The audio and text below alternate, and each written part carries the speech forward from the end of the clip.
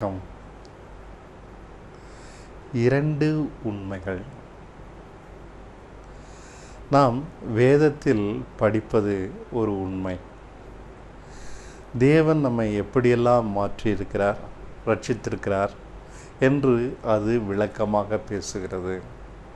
நாம் மறுபடி பிறந்திருக்கிறோம் என்று சொல்லுகிறது.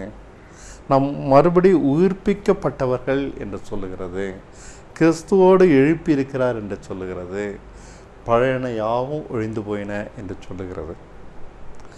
ஆனால் நம் நடைமுறை வாழ்க்கையில் நாம் வேறு உண்மையை பார்க்கிறோம். நம்மிடம் அனுபவ உண்மைகள் வேறு. நம்மிடம் பழைய மனுஷன் இருக்கிறார், பழைய சுபாவம் இருக்கிறது, நாம் மாறவில்லை. நாம் ஏற்கனவே இருந்தது போலத்தான் இன்னும் இருக்கிறோம். இதனால் நாம் குழப்பம் அடைகிறோம். மாறிவிட்டதாக வசனம் சொல்லுகிறது, மாறவில்லை என்று நம் அனுபவம் சொல்லுகிறது. இந்த இரண்டில் எது உண்மை? நம் மனம் போராடாமல் எளிதான ஒரு வழியை எடுத்துக்கொள்கிறது. அனுபவ உண்மையே உண்மை என்று எடுத்துக்கொண்டு, என்னிடம் கோபம் இருக்கிறது, என் நாக்கை அடக்க முடியவில்லை, என்னிடம் அது இருக்கிறது இது இருக்கிறது என்று நம்முடைய குறைகளை பார்த்து, நம்முடைய குற்றங்களை பார்த்து, நம்முடைய தவறுகளை பார்த்து, நம்முடைய மீறுதல்களினாலே மனம் உடைந்து நொறுங்கி போயிருக்கிறோம். இதுதான் உண்மை. அனுபவ உண்மைதான் நம்மை பொறுத்த வரைக்கும் உண்மை. வசனம் சொல்லுகிறது, நான் மறுபடி ஜெனிப்பிக்கப்பட்டவர்கள், புதிதான ஜீவனுள்ளவராய் நடந்து கொள்ளும்படிக்கு கிறிஸ்துவோடே கூட உயிரோடு எழுப்பப்பட்டவர்கள், மறுஜன்ம முழுக்கினாலே உயிர்ப்பிக்கப்பட்டவர்கள், சீர்படுத்தப்பட்டவர்கள் என்றெல்லாம் வசனம் சொல்லுகிறது.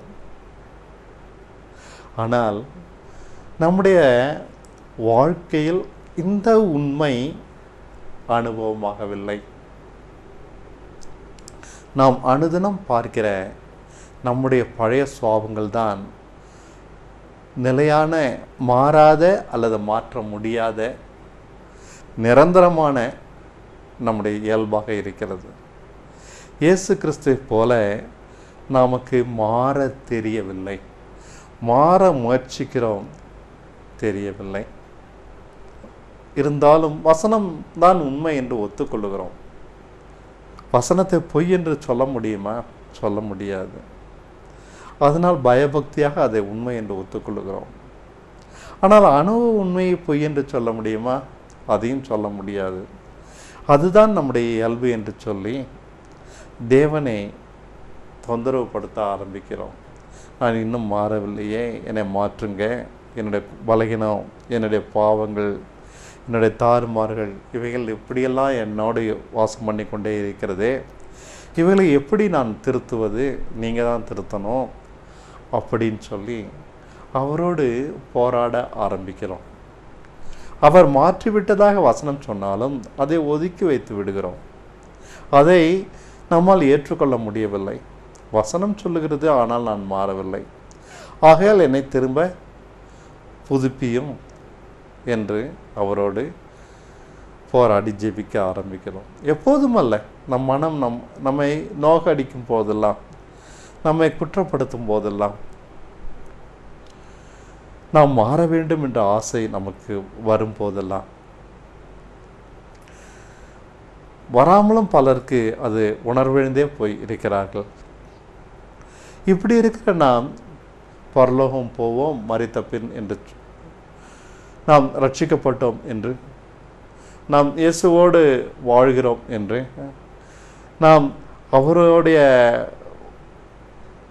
துணையாக நின்று அவருக்கு ஊழியம் செய்கிறோம் என்று நம்முடைய வாழ்க்கையை அவருக்காக செலவு பண்ணுகிறோம், அவருக்காக வாழ்கிறதாக நினைத்து கொண்டிருக்கிறோம். ஆனால் உண்மை என்ன? நாம் வஞ்சிக்கப்பட்டு போயிருக்கிறோம். இரண்டு உண்மைகள் ஒன்றுக்கொன்று விரோதமானவை உண்மையாக முடியாது. ஏதேனும் ஒரு உண்மைதான் உண்மையாக இருக்க முடியும். நம் அனுபவ உண்மை தேவன் சொன்ன வார்த்தையை பொய் என்று சொல்லுகிறது. தேவனுடைய வார்த்தை நம்முடைய அனுபவ உண்மையை பொய் என்று சொல்லுகிறது. எது உண்மை? தேவனுடைய வார்த்தை தான் உண்மை. நாம் அதை மறுக்கவில்லை. ஆனால் அதை என்னுடைய அனுபவமாக இல்லையே. என் அனுபவ உண்மையை அது உடைத்து போட வேண்டும். அதற்கான வழிதான் நமக்கு தெரியவில்லை. நம்முடைய அனுபவ உண்மை தேவனுடைய வார்த்தையை பொய்யாக்கி விடுகிறது. நான் இயேசு கிறிஸ்துவோடு கூட மரித்திருக்கிறேன், அவரோடு உயிர்த்தெழுந்திருக்கிறேன், அவருடைய பூரணமெல்லாம் எனக்குள் இருக்கிறது என்று வசனம் சொன்னாலும், பழையன யாவும் ஒழிந்தன என்று வசனம் சொன்னாலும், அனுபவ உண்மை பழையன யாவும் ஒழியவில்லை, எல்லாம் இருந்தபடி அப்படியே இருக்கிறது. ஒன்று சில காரியங்கள் மட்டும் புறம்பானவை மாறி இருக்கின்றன. என்னுடைய ஆடை மாறி இருக்கிறது, சிகரெட்டு பிடிப்பது, சினிமா பார்ப்பது போன்ற சில கெட்ட பழக்கங்கள் என்னை விட்டு போயிருக்கின்றன. மற்றபடி நான் மாறவில்லை. நான் நானாகத்தான் இருக்கிறேன். இது அனுபவ உண்மை.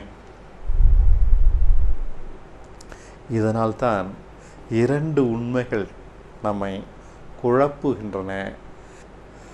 99.9% நம்ம அனுபவ உண்மையே பற்றி கொண்டு நான் மாறவில்லை என்ற முடிவுக்கே வந்து விடுகிறோம். இனி நம்மை மாற்றவும் முடியாது.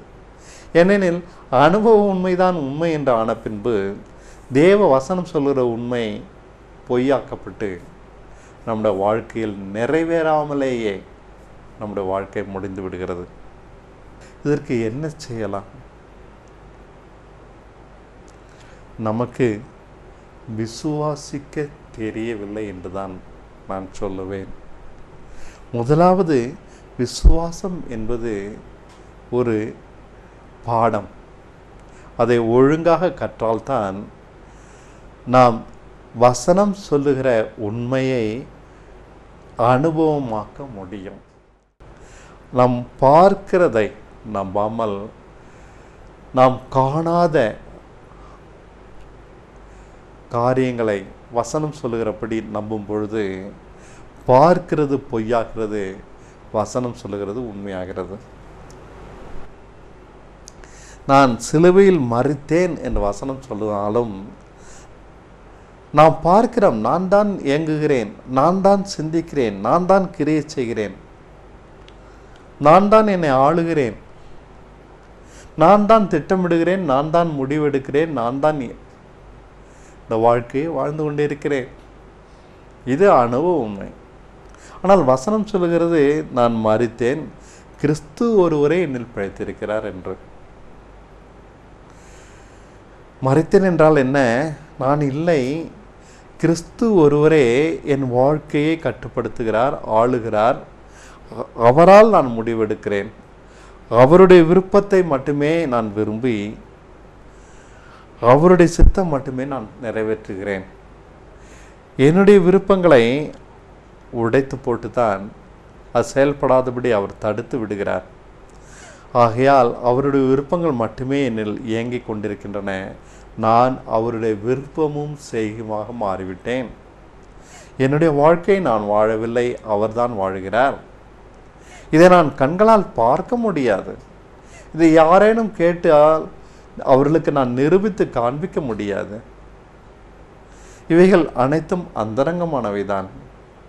ஆனால் அனுபவத்தில் பார்க்க முடியும், செயலில் இதை உணர முடியும்.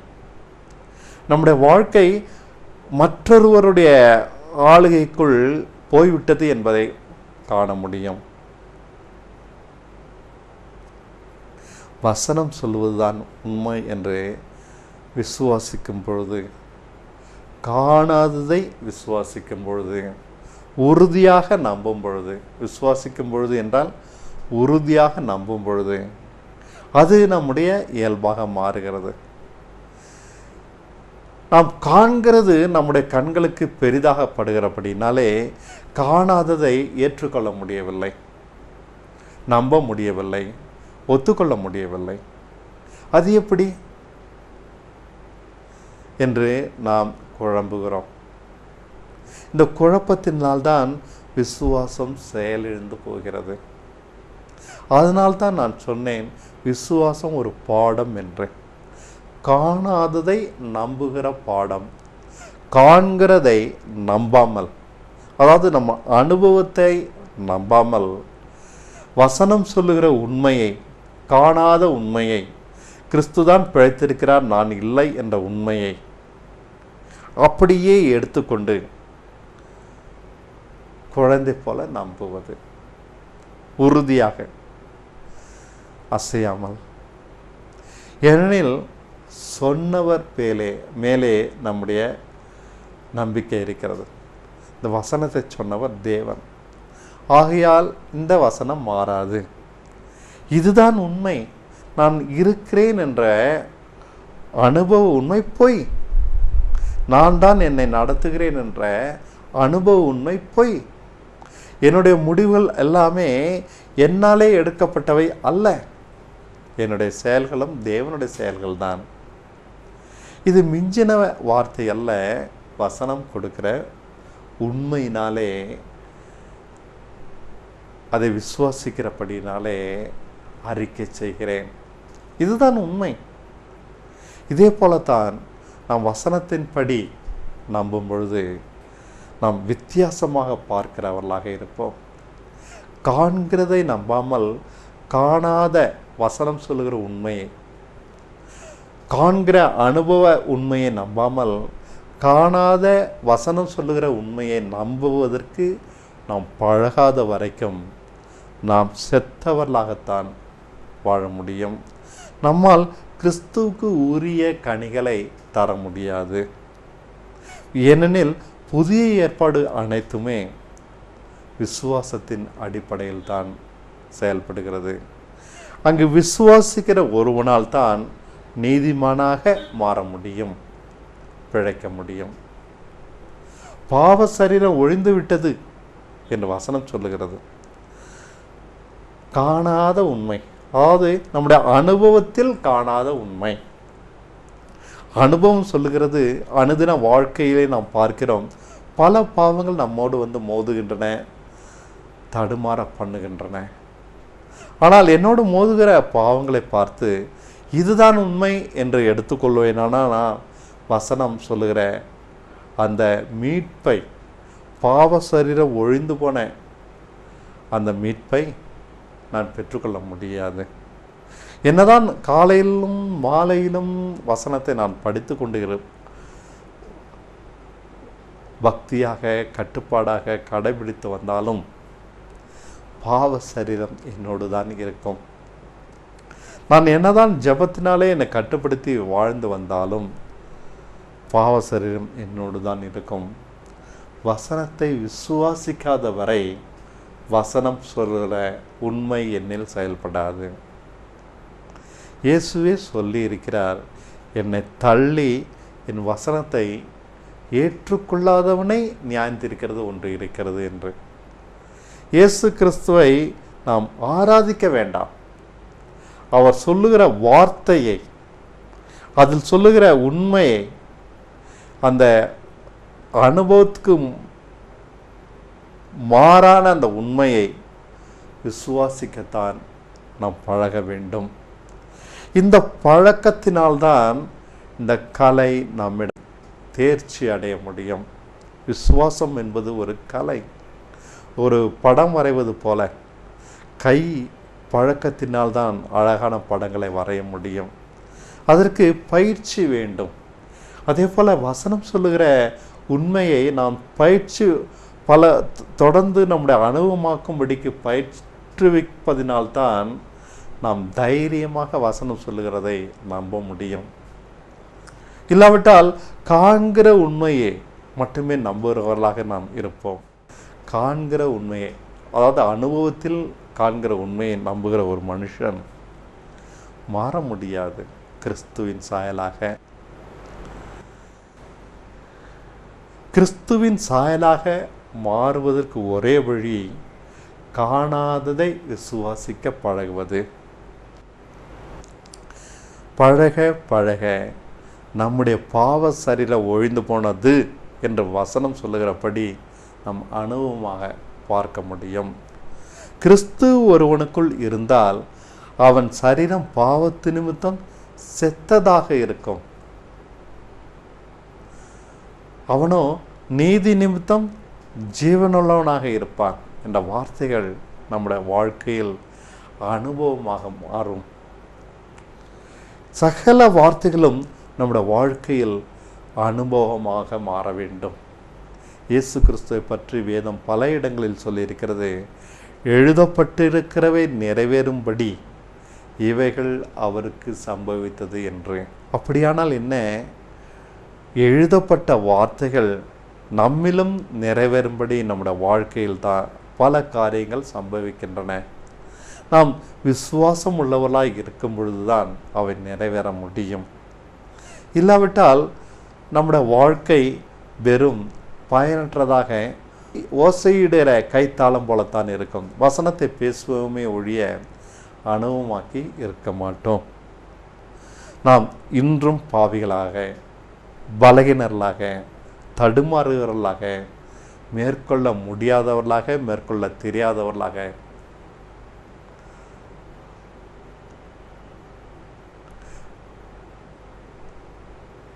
வாய்ச்சொல்லிலே வீரர்களாக வாழ்ந்து கொண்டிருப்போம்.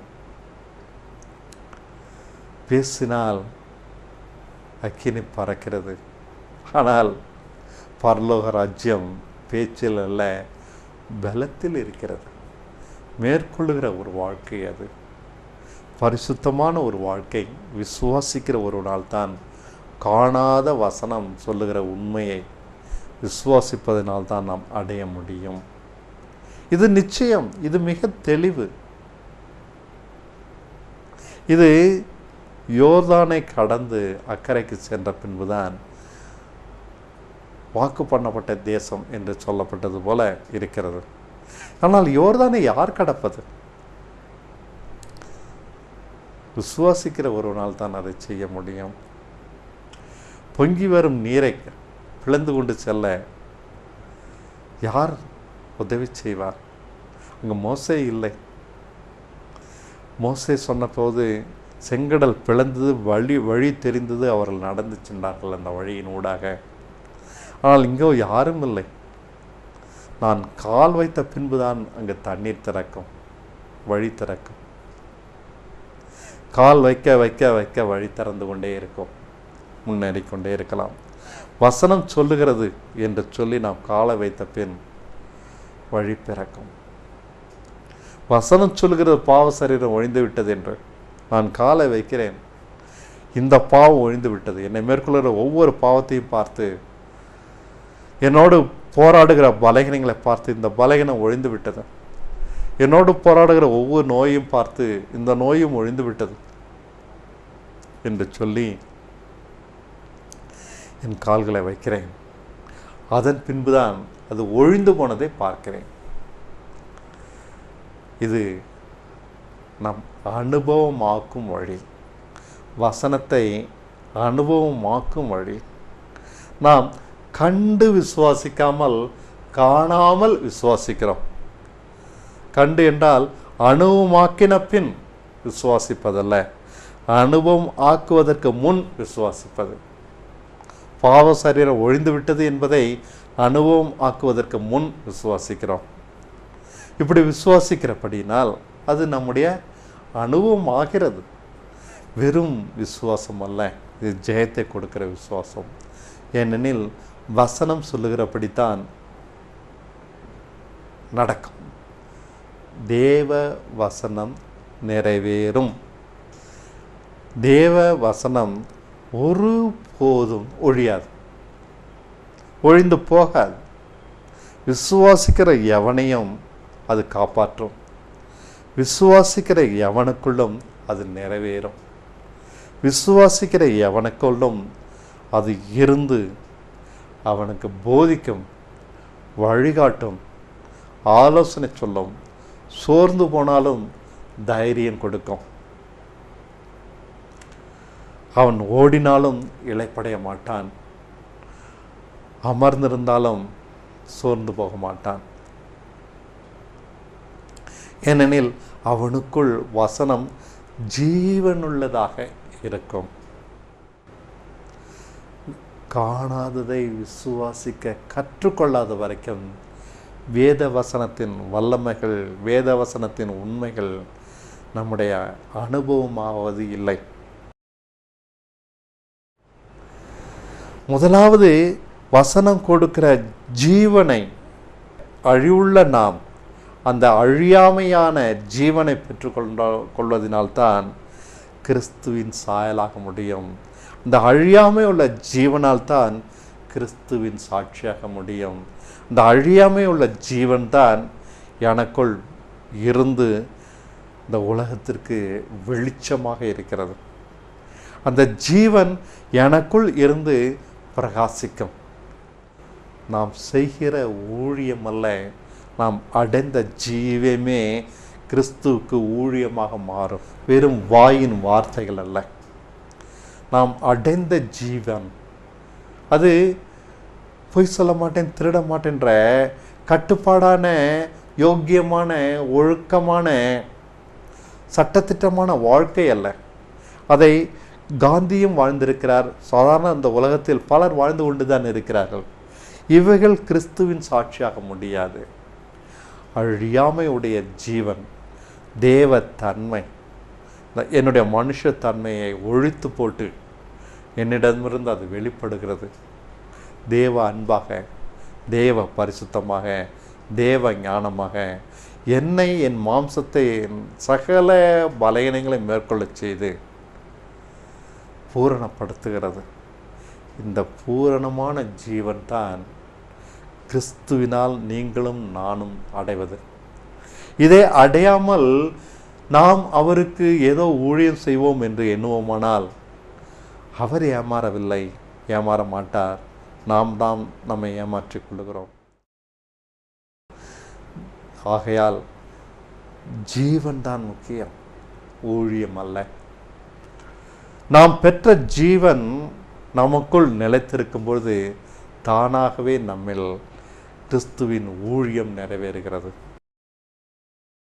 இதனால்தான் இயேசு கிறிஸ்து சொன்னார், என்னை பின்பற்றி வாருங்கள், நான் உங்களை மனுஷர்களை பிடிக்கிறலாக்குவேன் என்றார். பின்பற்றுவது, அந்த ஜீவனை பின்பற்றுவது, அந்த ஜீவனை அடைந்த பின் அவர் நம்மை பயன்படுத்துகிறார் ஊழியத்தில். நாம் ஊழியம் செய்ய வேண்டாம், நான் ஜீவனை அடைந்தால் போதும். அப்பொழுது நான் வாழ்கிற வாழ்க்கை கிறிஸ்துவினால் உபயோகப்படுத்தப்படும். நாம் மனுஷர்களை பிடிக்கிறலாவோம். இரண்டு உண்மைகள் உண்மையாக முடியாது, ஏதேனும் ஒரு உண்மைதான் உண்மையாக முடியும். உங்கள் வாழ்க்கையில் எது உண்மையாக இருக்கிறது என்று சோதித்து பாருங்கள். நீங்கள் ஏமாந்து போக மாட்டீர்கள். நீங்கள் அனுதினமும் வாழ்கிற அனுபவ வாழ்க்கை அதுதான் உண்மையா? உங்களோடு இருக்கிற பாவங்கள், பலவீனங்கள் இன்னும் இருக்கிறதா? அப்போது நீங்கள் ஏமாந்து விட்டீர்கள் என்று தான் நான் சொல்லுவேன். வசனம் சொல்லுகிற உண்மைகள் நிறைவேறி அதுவே உங்கள் வாழ்க்கையின் உண்மையாக இருக்குமானால் நீங்கள் ரட்சிக்கப்படுகிறீர்கள், சரியான பாதையில் போய் கொண்டிருக்கிறீர்கள். நன்றி. மற்றொரு தருணம் கிடைக்கும்போது சந்திப்போம். வணக்கம்.